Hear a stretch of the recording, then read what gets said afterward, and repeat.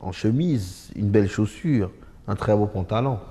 Imaginez-vous un instant que je vous vois en train de danser du coupé décalé jusqu'à transpirer à grosses gouttes.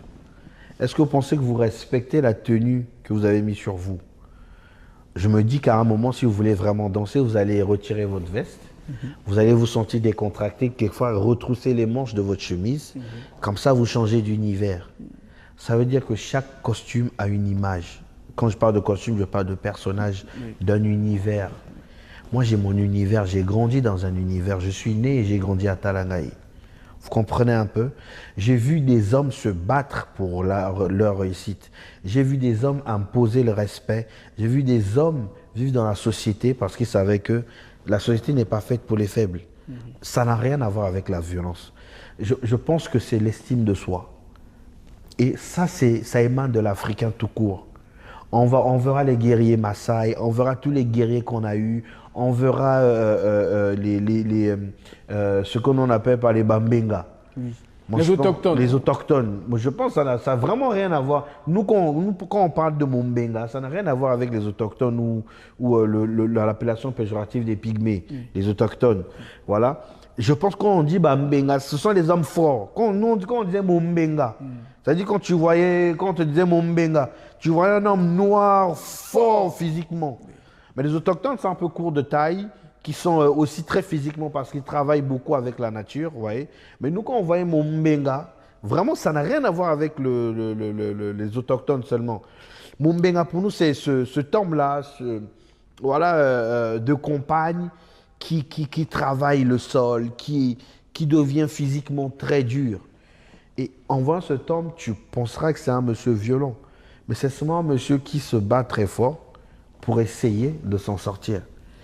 Et on a grandi un peu dans un univers pareil. Et si je dois raconter quelque chose de la vie, pourquoi voulez-vous que j'aille raconter la vie de cet enfant qui nageait chaque matin dans la piscine, chaque soir dans la piscine, qui se levait et qui avait un croissant à côté, alors que je n'ai pas vraiment vécu ça en grandissant. C'est maintenant qu'on essaie d'entrer dans une piscine.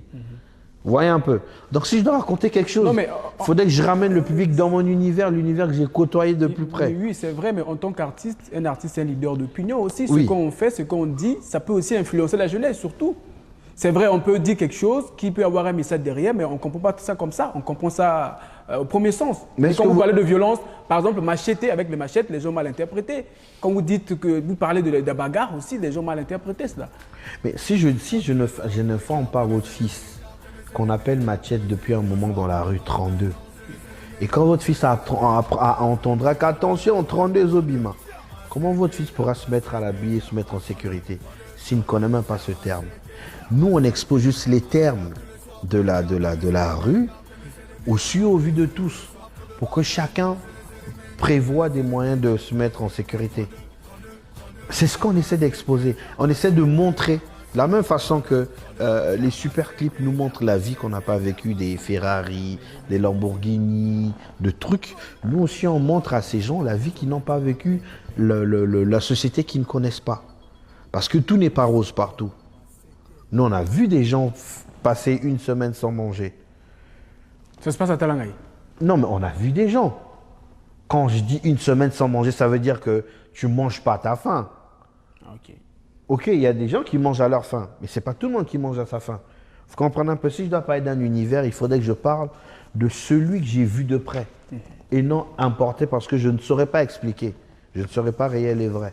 Vous êtes d'accord qu'il y a des chansons que vous aimez, à thématique où on parle de la jeunesse? Oui, beaucoup. Mais j'aimerais les chansons qui sont en vogue, avoir des émissions très populaires, où on dit Bombar Alba, bravo, on a entendu telle chanson, mais on ne revient que sur les thèmes. Non, mais... Pourtant, on utilise plusieurs branches. Absolument. On sert à un large public. Tout le monde est servi. Il y a des chansons, on a parlé d'amour maternel, de jeunesse, de la société, de la cité, de la rue. On essaie un peu de servir tous les plats à table. C'est comme un buffet. C'est ce qui a fait qu'à l'entame de l'émission, Clavis a dit que vous êtes l'un des grands rappeurs de ce en pays. vogue, Voilà. il y a beaucoup de chansons. On reconnaît quand même votre travail, ce que vous faites. Ah, vous reconnaissez quand même ou vous Pas quand même, on reconnaît. On reconnaît.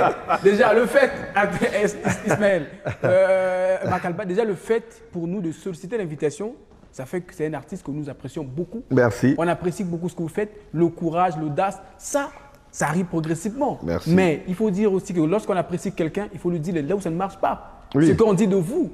Mais j'aimerais aussi qu'on journaliste atteigne aussi. ça marche. Parce qu'on a Oui. tendance à donner au public que ce qui ne marche pas. Déjà, mais attendez, c'est un secret de Polichinelle. Makalba aujourd'hui, c'est un artiste qu'on ne peut plus présenter. Non, c'est-à-dire on peut réinventer le monde actuel, désormais, en disant qu'il y a ce qui ne marche pas et ce qui marche.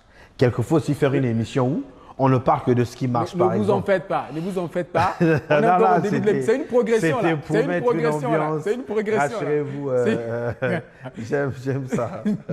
C'est une progression, Ismaël. À Makalba, dites-nous comment se déroule votre processus de création d'une idée jusqu'à Au produit final. produit final. Oui, il y a des moments où je commence par l'écriture, c'est-à-dire je mets dans la peau de l'auteur, j'écris un texte, j'installe un univers et un compositeur me fabrique la musique. Il y a des moments aussi, je commence d'abord par attendre la composition, c'est-à-dire que le compositeur me propose la musique et chez nous c'est souvent des beatmakers, c'est eux que nous on appelle par compositeurs, parce que c'est eux qui fabriquent la musique. Parce qu'il y a quand même une erreur, une confusion que beaucoup d'artistes font aujourd'hui Entre en se faisant beatmaker. appeler auteur-compositeur.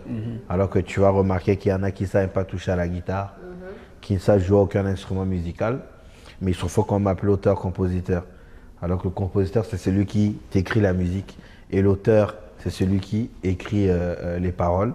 Et l'interprète, c'est celui qui chante. Donc moi, je suis auteur-interprète. Donc, quelquefois, je commence par la composition. Le beatmaker me propose des musiques et je surfe dessus sur son imagination et j'écris.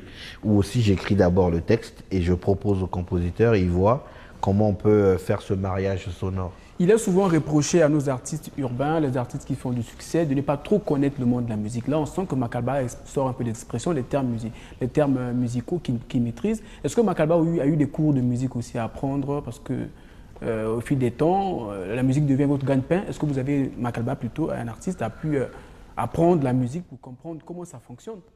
Oui, non, mais ce serait dommage de voir un artiste qui fait de la musique sans métier, qui n'essaie pas d'investiguer sur son art, sur son travail. C'est pas possible. Il faut que tu comprennes ton univers, que tu connaisses ton univers. Sinon, toi-même, ça dit que même toi-même, tu ignores pourquoi tu fais de la musique. Tu pourras pas défendre ton travail sur des plateaux comme ceux-ci.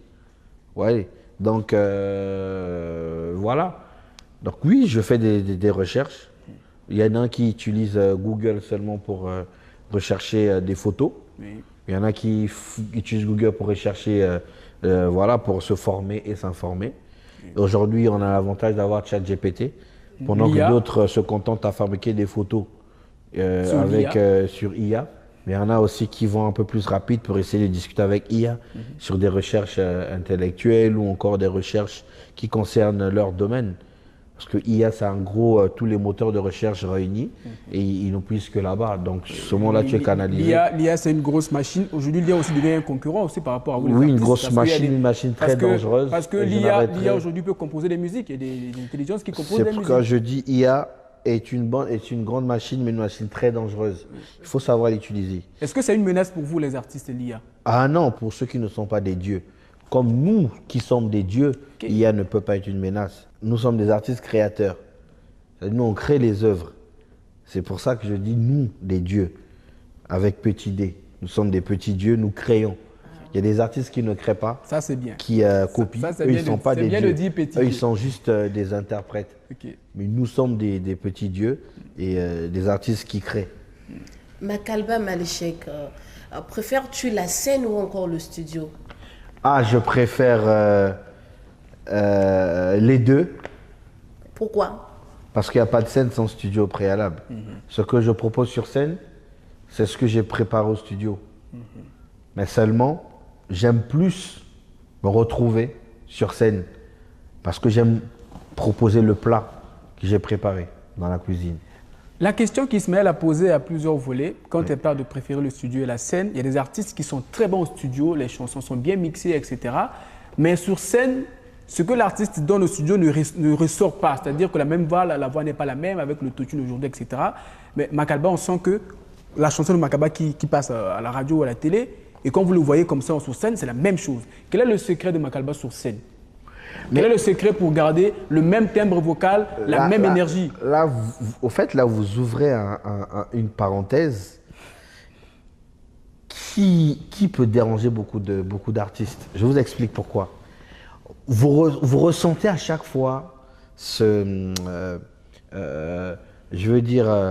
contraste-là. Pourquoi? Parce que certains artistes n'écrivent pas ce qu'ils chantent. Ok. L'idée ne vient pas de vous. L'idée vient quelquefois de votre équipe ou d'un ghostwriter. Et vous ne comprenez même pas l'univers dans lequel cette personne a été inspirée pour ressentir ce sentiment sur scène. Il faut avoir écrit ce qu'on a chanté pour ressentir, redonner l'émotion sur scène. Mais quand on n'a jamais écrit ce qu'on a chanté, on ne sera jamais capable de ressortir l'émotion sur scène. Sauf si on est vraiment un très bon copieur et un très bon imitateur. Parce qu'on en connaît des artistes qui n'écrivent pas, mais qui te donnent l'émotion de ce qu'ils ont chanté quand même.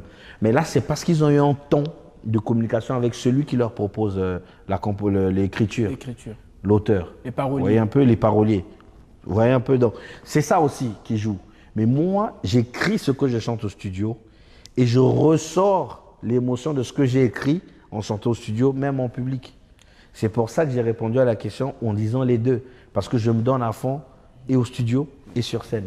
Voilà, mais quel est finalement le secret avant de monter sur scène? Qu'est-ce que l'artiste fait? Qu'est-ce que l'artiste peut faire pour être performant sur scène? Parce qu'il y en a qui chantent bien, mais quand ils montent sur scène, parfois la voix n'est plus la même. Ça peut dépendre aussi des substances qu'il prend avant. Oui, je vais m'aligner. Pourquoi? Parce que moi, je pense qu'il y a des artistes qui ont tellement cru que les substances donneraient un courage sur scène, qu'ils en prennent et ils n'arrivent même plus à contrôler leurs pensées sur scène. Ils font tout et n'importe quoi. Et ils ont pris ce goût-là, cette habitude. Ils se disent que peut-être sans, ce sera pire. Mieux avec. Maralba, tous ceux qui me connaissent, ils savent que je ne touche pas aux substances. C'est-à-dire la drogue, disons les choses clairement. Je ne touche pas à ça. Oui. Je ne touche pas, même pas un peu. Sur scène, avant de monter sur scène, je ne prends que de l'eau. Limite, je casse des œufs crus pour essayer un peu de rajeunir encore mon apnée. Vous voyez un peu. Et je me limite à ça parce que j'aime être responsable de tout ce qui se passe sur scène pour ne pas me donner des excuses. Je veux assumer tout ce que je fais sur scène. Mais il y a des artistes qui ont tellement pris des substances aussi qui se retrouvent quelquefois incapables de réfléchir et de trouver des solutions même sur scène. Parce que moi, sur scène, je suis en 360. Je peux savoir qu'un fan est en danger, que telle zone est faible, telle zone, ainsi de suite. Il faudrait que je fasse ceci. Et voilà. C'est pourquoi, d'ailleurs, lors de mon dernier concert par des congrès, j'étais en contact avec la régie pour être au courant et avec la sécurité et avec tout ce qui est pour ne rien oublier, pour me rappeler de tout. Mais là, si tu es dans des substances, tu te rappelles de rien. Makalba Malichek, quel titre te représente mieux aujourd'hui? Parmi tes titres, quel est le titre là que tu juges que ça te représente mieux aujourd'hui? Rapapomba. Rapapomba, ouais. Bijagaya. Oui, c'est l'explosion. C'est ce qui a fait à ce qu'aujourd'hui je sois devant vous. Voilà, donc Rapapomba, voilà. Est-ce que c'est parce que Rapapomba avait pris à mousser que ça devient votre chanson préférée ou c'est par rapport au message que justement... Non, mais c'est logique, Rapapomba a installé mon identité artistique. Vous voyez un peu? Aujourd'hui, Rapapomba explique très facilement mon univers artistique.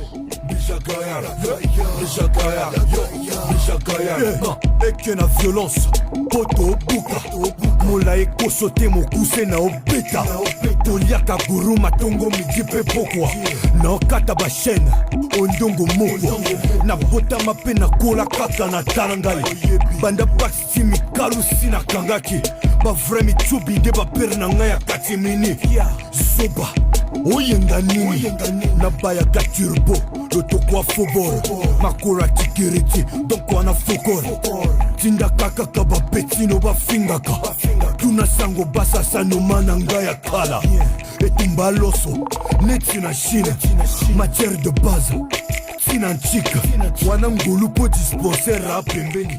On parle des concerts. Tout à l'heure, on parlait des prestations XXL que Makalba est habitué à donner à ses fans. Makalba a fait le palais des congrès, il a fait le Stade Ibouy, il a fait le nouveau casino de Paris. Makalba a fait l'IFC. Maralba a fait le mémorial Père Savonneau de Brazza. Et où il est sorti dans le cercueil. L'IFC d'abord, au cercueil aussi. Oui. Maralba a fait le mémorial Père Savonneau de Brazza. Oui. Maralba a fait le palais des congrès à l'arrière. Oui. Maralba a fait le palais des congrès en frontal. Maralba a fait le stade Félix Eboué. Maralba coché a respecté. Très bien.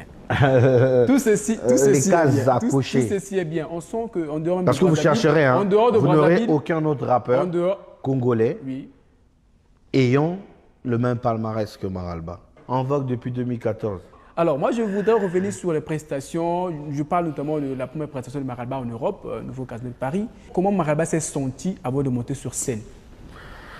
À l'extérieur quand même, parce qu'ici, on sait que Maralba n'a rien à prouver. Il est bon, il a cassé la baraque partout. Mais en France, un territoire...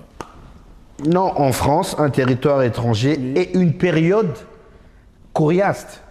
Pourquoi? Parce que en août, nos frères de la diaspora vont en vacances. Et pratiquement personne ne sort.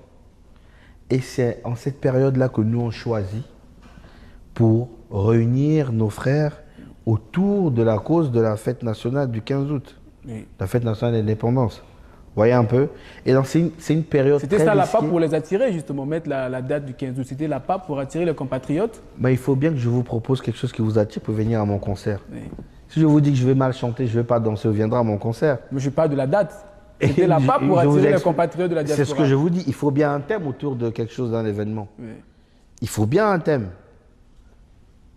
Fally Ipupa va faire le Stade de France. C'est pour ses 20 ans de carrière. C'est la PAP pour attirer. Ça ne sert à rien de faire un concert si vous ne pouvez même pas expliquer à l'occasion de quoi vous faites un concert. Il faut bien être capable de dire quelque chose. Vous voyez? Et donc, c'est une période très compliquée de se produire en France. D'où les salles. D'ailleurs, vous verrez en calendrier en août, vous verrez presque jamais aucune date en France en août, en cette période. Et nous, on fait cette période. Et quand je viens sur scène et que je me rends compte que la salle est pleine, même avant mon arrivée, et qu'on m'envoie des vidéos, mais c'est un sentiment de fierté. Et on se rend compte qu'on avait fait le bon choix. Très bien. Ouais. Je vais revenir un peu. Mettez-nous un peu de le secret. Mettez-nous un peu de le secret de ce concert-là. Le contrat est venu comment? Non, ce concert, c'est un concert autoproduit. Autoproduit. Et je vous explique. Je vous informe que la majorité... Avec les billets à 1000 euros. La majorité VIP, c'est 1000 de mes euros. concerts, je les ai produits tout seul. Et celui de Paris, on était en coproduction avec les Fautes Club. Je salue Barili Nzongo et Junior Lelo. Voilà. Et c'était d'ailleurs leur premier grand événement. Ils ont souvent organisé des soirées. Mais j'ai associé mon label et leur label. Comment ça s'appelle votre le label de Makalba? Maseke Production. Maseke. Et donc, c'est là qu'on a autoproduit ce concert. C'était un mythe de penser qu'un artiste pouvait booker une salle. Et je vous informe, je suis allé voir cette salle tout seul, contacter cette salle tout seul avec mon équipe. Je salue Jessica Manuel. Et voilà. Et donc, comme ça, on a décidé, on a dit, bon, on va faire le nouveau casino. Je suis allé à la salle. On a utilisé les peu de contacts qu'on avait. On a trouvé un calendrier. On a fait des mails. C'est passé par la légalité. La République française devait valider. Voilà. Et donc, voilà, on a travaillé avec les Fautes Club et on a produit ce concert nous-mêmes. Il y a certaines personnes qui pensent que Makalba Maleshek est proche de Roga Roga, donc ces concerts sont financés par Roga Roga. Est-ce vrai? Non, mais je souhaiterais un jour que le grand frère finance mes concerts. S'il finance même pour vous, même pour votre émission, c'est tout un honneur, parce que c'est une légende de la musique. Et il faut savoir que Roga, à chaque fois qu'on a eu besoin de lui, j'ai un événement. Quand j'ai une difficulté financière, je vais le voir. S'il en a, il ne va pas hésiter. Est-ce qu'il a participé justement pour le nouveau casino de Paris? Il a participé de près ou de loin? Si je vous dis non, ça vous fera quoi? Vous gagnez quoi? Si je vous dis oui, vous en gagnez quoi? Est-ce qu'il sera lui-même... On veut savoir. Est-ce qu'il sera lui-même fier de savoir On veut savoir. qu'on découvre quelquefois ce qu'il fait en coulisses pour plusieurs personnes? Mais déjà, quand Roga fait un contenu où il parle de ton événement, c'est plus que de l'argent. À un moment, il faut qu'on se détache de tout ce qui est apport financier, qu'on voit d'autres apports qui nous auraient coûté plus cher que de l'argent. Vous comprenez? Aujourd'hui, si je fais des allers-retours en France, il a fallu qu'un Roga décide en 2022, en 10 juillet, de dire que Maralba doit arriver en France. Et dans ma délégation avec moi. Trésor Mvula, avec tout le monde. Et ainsi de suite, voilà. Tout ce monde. Oui. Et même avant nous, plusieurs artistes que vous connaissez, et même des managers, et même des producteurs, ainsi de suite, beaucoup.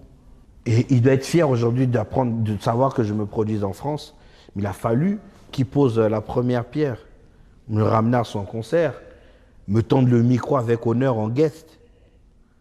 Est-ce que vous pensez qu'au vu de tout ça, le plus important pour moi, c'est d'attendre que Roga vienne à chaque fois financer un événement quand on l'a, alors qu'il t'a appris à pêcher. Alors j'appelle Maralba, qui va rapper dessus. Est-ce qu'il est là? Puissance!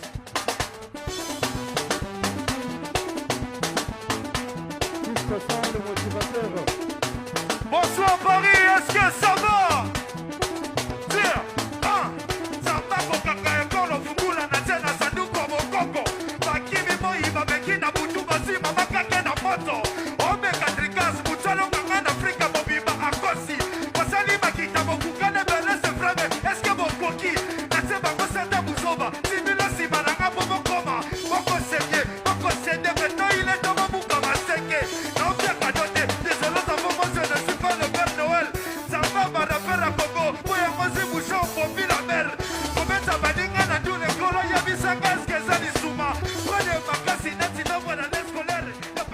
Voilà, ce concept de nouveau casino, qu'est-ce que ça représente pour ta carrière?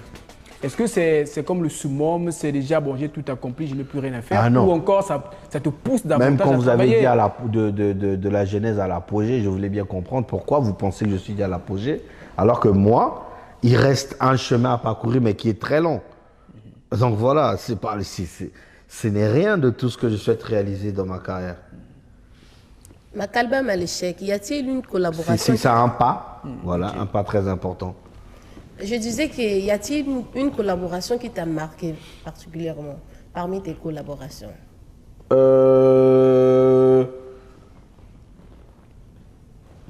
Oui, il y a des collaborations qui m'ont marqué. Laquelle par exemple? Voilà, quand on a fait la chanson d'hommage à Papa Wemba, avec Kratos, avec Ekolos à l'époque, avec beaucoup, on était nombreux. C'est une collaboration qui m'avait marqué parce que j'étais fier de participer à un projet qui rendait hommage à une légende de la musique. Voilà. Bon, les gens, par exemple, à la maison, certains sont surpris de voir que Makaba s'exprime très très bien en français. Ils disent, mais le gars qui chante en lingala, c'est lui qui parle français comme ça. Pourquoi le choix artistique pour Makaba de chanter en lingala? Et puis le lingala, je veux dire courant. Le lingala, il y a balabala. Pourquoi ce choix-là? Parce que nous représentons un drapeau, le drapeau tricolore vert jaune rouge, nous représentons un pays, la République du Congo. Nous avons une langue nationale. Avant d'importer la langue étrangère qui est le français qui vient chez nous, nous avons un patrimoine linguistique qui est notre lingala. Il faut bien l'imposer. Il faut bien que ce soit un langage qu'on apporte partout. Vous voyez, et c'est ça qui nous identifie. Aujourd'hui, Roga Roga a fait le tour du monde grâce au lingala. Faratien a fait le tour du monde grâce au lingala. Fally Ipupa fait le tour du monde, il va faire le Stade de France grâce au lingala. Et donc, il fallait à un moment tuer ce complexe dans le rap aussi. Quand j'ai commencé à faire ce rap au lingala, les gens m'ont traité de DJ, de voyou, de tout ce qu'ils ont... Moins lettré. Et le jour, je pense que la première fois que leurs parents m'ont vu passer au journal de Télé Congo ou encore peut-être bien avant, ils se sont rendus compte que ceux que ces enfants identifiaient de voyous étaient moins voyous que les enfants qui trouvaient moins voyous que Maralba. Makalba, la plupart de ses concerts, ce sont des autoproductions. J'ai envie de dire, est-ce que pour un artiste, gérer sa carrière et chanter, ce n'est pas dérangeant? C'est-à-dire qu'en principe, il devait avoir un manager autour de Maralba, une équipe. Non, mais j'ai une équipe très consistante. Oui, le manager. Seulement, on nous a habitués à croire qu'il faut qu'on sache qui est ton manager pour que tu sois manager. Ce n'est pas possible. Parce que les managers veulent se donner l'étoile de l'artiste. Ils ne veulent pas se mettre en retrait. Travail, tu es payé pour ça. Tu es travailleur de l'artiste. Quand tu es manager, tu es employé de l'artiste. Okay. Il y en a qui ne comprennent pas ça. Tu vas en mission. Oui, mais s'ils ne comprennent pas ça, ils ne sont pas managers. Il y en a déjà très peu à Brazzaville, en République du Congo, d'ailleurs, même à Pointe-Noire. Tous les managers qui se mettent avant, déjà, tu verras, la majorité ne sont pas formés. Donc, du management, n'ont pas d'éthique. Et tu reverras leur téléphone, ils n'ont aucun document de management. Et pour la plupart, ils ne savent même pas écrire un dossier artistique. Ils ne savent même pas écrire en manuscrit. Donnez un stylo au manager, vous allez voir les films. Moi, j'en connais des managers qui t'écrivent 10 lignes avec 80 fautes. Ah bon? Moi, j'en connais. Mais des grands managers qui ont la renommée, qui bandissent le torse tous les jours. Excusez-moi. On a l'impression que Maralba a un problème personnel avec des managers quand même. Les managers congolais, ah oui. Non. Même dans ses chansons, ça se sent. Même dans ses chansons, ça se sent. J'ai un problème avec les managers véreux. Oui. Les managers qui ne sont pas compétents, mais qui voient la face du monde en utilisant quelquefois des billets ou de la manipulation pour arriver à leur fin. On a suivi le documentaire de Sean Combs, Puff Daddy, réalisé par 50 Cent. Si vous suivez ce documentaire, vous comprendrez la réalité de la majorité des managers qui emprisonnent des artistes dans un univers pour que les artistes travaillent pour eux. Et moi, étant donné qu'ils n'arrivent pas à me dompter, à te manipuler, à me manipuler, écoute, qu'est-ce qu'ils vont faire? Ils vont me peindre en noir pour faire au moins à ce que leurs artistes m'évitent. Sinon, ils vont s'ouvrir les yeux. Je vais descendre le voile qui est devant eux. C'est ça. Il faut éviter que mon artiste approche Maralba, sinon je vais perdre mon influence sur mon artiste parce que je le manipule déjà mieux. J'utilise sans cacher comme je veux, je l'envoie où je veux. Un manager qui attend les contrats chez lui dans son salon. Alors que tu dois te démerder pour aller travailler. Va travailler. S'il y avait un conseil à donner aux jeunes artistes qui évoluent actuellement, qu'est-ce que tu leur diras, par exemple, en ce qui concerne le management? C'est de quitter les labels. Ah bon? Pourtant, tu as un label toi-même qui... C'est de quitter les labels. J'ai signé qui dans mon label? Mais tout le monde n'a pas les moyens de s'autoproduire. Un artiste qui commence, tu es d'accord avec moi, un artiste qui commence n'a pas encore les moyens de sa politique. Je répète, quitter les labels. Oui. Parce qu'en quittant les labels, vous allez vous former. Et une fois que vous avez la connaissance de votre domaine, vous pouvez contacter des labels ou vous pouvez ratifier des contrats que vous comprendrez. Pour l'instant, tous les artistes qui sont dans les labels n'ont rien compris de leur contrat. C'est pour ça que je demande aux artistes de quitter les labels, travailler seul. Pourquoi? Parce qu'il n'y a pas encore un seul label au Congo capable de te donner une avance. Ah bon? Pour te produire, il n'y a pas. Bon, Maralba dit comme ça parce que Maralba a percé. Est-ce que Maralba du début pourrait tenir ce genre de discours? Depuis le début, je suis seul. Vous connaissez mes débuts? Vous savez en quelle année j'ai commencé à travailler avec un manager? Mais vous étiez avec Olivier Doumou. Mais c'est en quelle année? Quand j'ai fait le FESPAM 2 fois, j'étais sans manager. Quand j'ai été élu meilleur musicien du Congo, au Sanza 2 fois, j'étais sans manager. Je travaille avec un manager en 2016-2017. Et puis ça n'a pas marché. Vous comprenez? Ça veut dire que c'était mieux seul. Et c'est la carrière la plus lente la période la plus lente de ma carrière. Parce que je n'aurais eu ça à mon actif à cette époque que 2 clips, je pense. C'est la période la plus lente de ma carrière. Oui. Je ne chie pas sur les collaborations qu'on a eues. Oui. Aujourd'hui, j'ai une maturité. On comprend les choses. Chaque personne qui a apporté une pierre, peut-être, même en te faisant du mal, on t'aide. Donc, chaque approche est une aide. Mais n'empêche que je dise aux artistes, ça ne sert à rien les labels au Congo. Pour moi, c'est comme des auto-entrepreneurs qui commencent et qui veulent tout de suite engager des comptables, engager des trucs et voilà, se retrouver à prendre des crédits en banque, ainsi de suite. Non, comprenez d'abord votre business. Sinon, vous prendrez des crédits qui vont bloquer votre vie. Makalba Maléchek, est-ce qu'ici au Congo, il y a un artiste avec qui tu rêves vraiment collaborer? Oui, je rêve collaborer avec Roga. Je rêve collaborer avec Zao Casimir, la légende. Oui.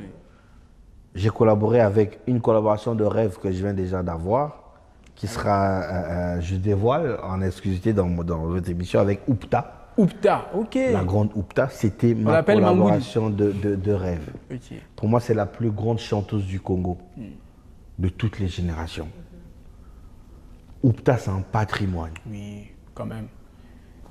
Et je répète, c'est la plus grande chanteuse du Congo. Il faudrait que l'État voit comment honorer cette dame. Maralba, c'est vrai, oh non, je suis en face de toi. Je voudrais te dire que tu es un artiste que nous apprécions beaucoup. Beaucoup, non seulement par rapport au tube que tu fais, mais par rapport aussi à l'ouverture d'esprit. On voit Maralba avec beaucoup d'autres artistes, avec Paten Maestro, ça marche bien, Cyril Kassa, même les artistes tradis modernes, ça collabore bien. Mais on a l'impression qu'il y a des artistes que Maralba n'approche pas. Ah oui. Les artistes que Maralba n'approche pas. Vous n'êtes pas en bon terme. Non, mais Maralba a au moins une fois dans sa vie été en bon terme avec tous les artistes congolais. Ce qui est bien, c'est ça. Oui. Mais je pense qu'il y a des artistes congolais qui, de toute leur vie, à aucun moment ont été même en bon terme avec Maralba. On a vu lors de la dernière édition du FESPAM, c'est-à-dire la 12e édition du FESPAM, Maralba s'est beaucoup plaint sur d'abord l'organisation, sur le matériel, la programmation. Mais lorsqu'on sait que le directeur artistique était Bébert et tout, les gens ont mal interprété. Laisse-moi parler. Les gens ont mal interprété. Les gens ont dit ceci. Moi, j'étais au FESPAM aussi, j'ai entendu comment les gens parlaient. Ils ont dit ceci. Marc Alba et Roga ont voulu boycotter le FESPAM parce que le directeur artistique était Bébert et tout. Raison pour laquelle quand ils arrivent sur scène, soit c'est le micro qui ne marche pas, à tort ou à raison, ils se plaignaient, à tort ou à raison. Même la programmation aussi, on a vu Maralba, c'était plein la fois dernière.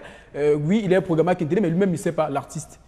Est-ce que aujourd'hui, à tête reposée, sans rancune, on peut faire une appréciation de la 12e édition du FESPAM? Est-ce que lui, il travaille au bureau congolais du droit d'auteur? Est-ce que quand je parle de ce qui ne va pas au BCDA, c'est parce qu'il travaille au BCDA? Est-ce que vous pensez qu'il faudrait que si ça ne marche pas au FESPAM... Lui, c'est son nom si ça... Mon cher, moi aujourd'hui, je ne veux pas donner des armes juridiques aux personnes de venir pour dire que Maralba aurait cité mon nom, ainsi de suite. Nous sommes en public. Que celui qui comprend de qui je parle comprenne comme bon lui semble. Est-ce que c'est parce que un monsieur est au FESPAM que si ça ne marche pas, il faut se taire pour éviter l'interprétation des gens? Non. Mais regardez mes vidéos sur scène. Quand je me plains du micro, il y a un technicien du FESPAM qui vient dire « Effectivement, les retours ne passent pas ». Ce qui est bien, c'est ça.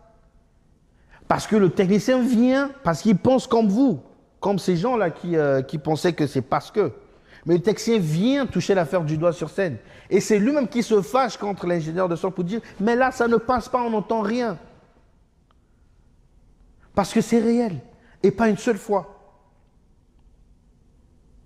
Quand je ne reçois pas un programme, alors que je suis censé jouer, je découvre sur Internet, il faudrait que je me taise, parce que les gens vont interpréter. Mais c'est réel, c'est vrai.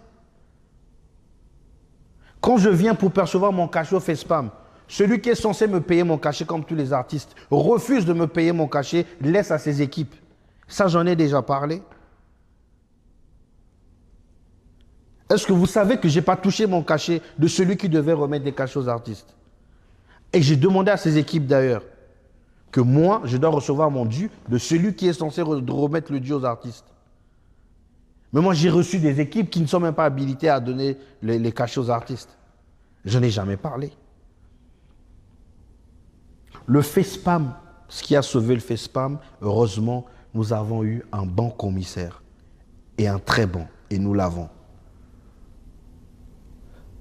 Mais j'ai l'impression que son équipe faisait tout pour que le désordre qui est censé être réparé par la partie artistique retombe sur le commissaire.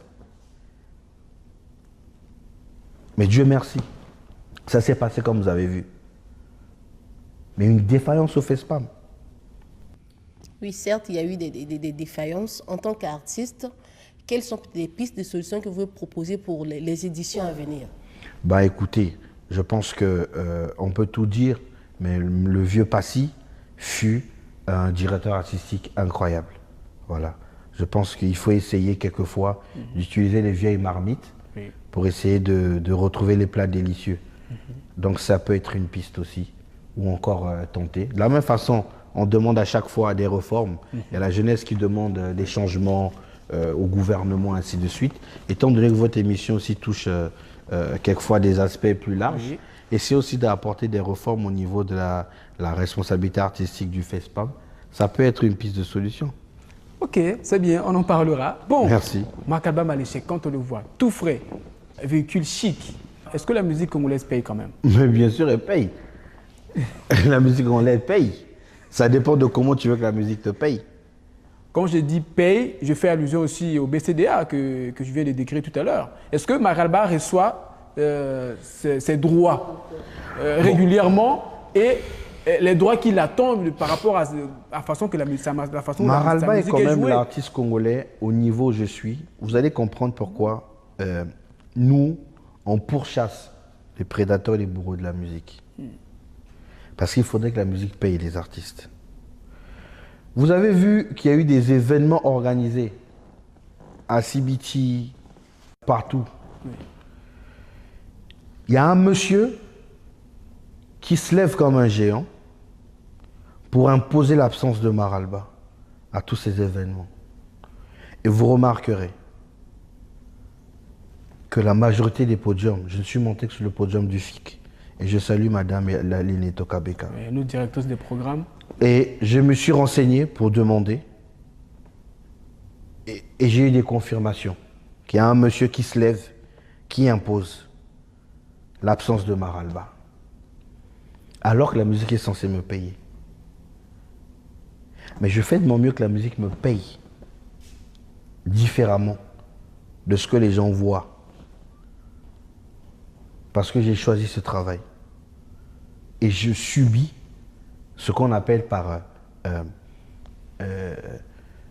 l'estime de soi. Oui. Parce que je veux être comme un exemple. Je veux être un exemple pour les plus jeunes. Et on va mener ce combat jusqu'à la fin. Mais croyez-moi, oui, la musique paye.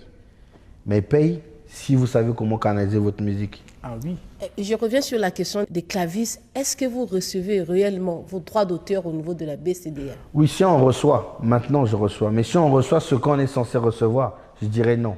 Bon, toujours à propos. On reçoit. On va mettre les choses au clair. La première fois que j'ai touché le BCDA de 6 ans, c'était 40 000... Après 6 ans. 40 953. Voilà. 40 000 francs CFA. Oui. 40 000... Après 6 ans. Après 6 ans d'arriéré. C'est ce que j'avais reçu du BCDA. Maintenant, je reçois un peu mieux qu'avant. Mais est-il que c'est ce que je suis censé recevoir? Je dirais non. Mais si je reçois, oui. Là, il y a une répartition qui vient d'être faite. Oui. Voilà. Il y a eu recouvrement dernièrement, oui. Moi, je voudrais quand même qu'un jour, qu'on dise aux artistes de se poser dans les rues, d'essayer de faire le recouvrement eux-mêmes. Faire le recouvrement, comme ça on essaie de compter. C'est pas possible. Chacun de voir son travail. C'est pas possible. C'est-à-dire après on reverse au bureau, seulement qu'on soit des délégués. C'est-à-dire qu'on nous nomme comme délégués pour un recouvrement, qu'on essaie de voir. Non, c'est pas possible. Non, c'est important. Les acteurs. C'est-à-dire que chaque artiste est délégué. C'est comme on prend des délégués lors des votes, des votes, ainsi de suite. Ou encore lors des épreuves d'examen d'État, de bac, ainsi de suite. Quand on essaie de nous déléguer, on ne va pas prendre. Mais seulement... Mais dans les rues, on prend ça. C'est dans les rues qu'on recouvre. On contrôle et on voit un peu les recettes. Ce serait important. Non, mais quand même, l'argent... Ça permettra aux artistes de savoir pourquoi il faut se battre pour les droits. Non, mais vous savez, quand l'argent est recouvré, mais permettez-moi ça sert aussi au fonctionnement de l'administration. Quand même de saluer, de féliciter quand même la nouvelle structure du bureau congolais. Je vois qu'ils sont maintenant numériques. On reçoit des mails, on reçoit même des SMS venant des réseaux de téléphonie mobile, des répartitions. Je pense que quand ça s'améliore, il faut encourager. Sinon, ils vont se décourager. Ils ont commencé déjà par améliorer, à informatiser, à améliorer l'interne, peut-être pour tomber sur aussi la comptabilité et la direction financière. Donc, ça avance. Quels sont tes projets à court et à moyen terme? Alors, mes projets à court terme, déjà, en ce moment, je suis en train de travailler sur mon album, tant attendu, qui doit sortir d'ici peu. Et à long terme, c'est offrir à la musique congolaise un label en bonne et due forme. Parlons-nous un peu de ton dernier single. Séisme, c'est ça? Séisme. Séisme. Oui, C'est quoi le message derrière séisme? la ville est calme, le séisme et tsunami. Non, mais on rappelle aux gens toujours de savoir que ce qu'on fait, on doit être conscient. Moi, je suis conscient que ce que je fais dérange les autres. Mais je leur ai rappelé que c'est grâce à Dieu. Si vous voulez vous en prendre à quelqu'un, c'est pas à moi, c'est à Dieu qui me donne l'énergie et la force de réfléchir et de faire comme je fais. ayayos ya nangonga te complot makambo esalamaka depuis na lola zamba na bana ebele mais je ne sais pas pourquoi linganga koleka baninga lipamboli nanga mokie epesaka bayini mama n'étouffement baya ya bolimbisanga foti nanga te je ne peux pas faire autrement j'ai reçu l'instruction divine ya koshikota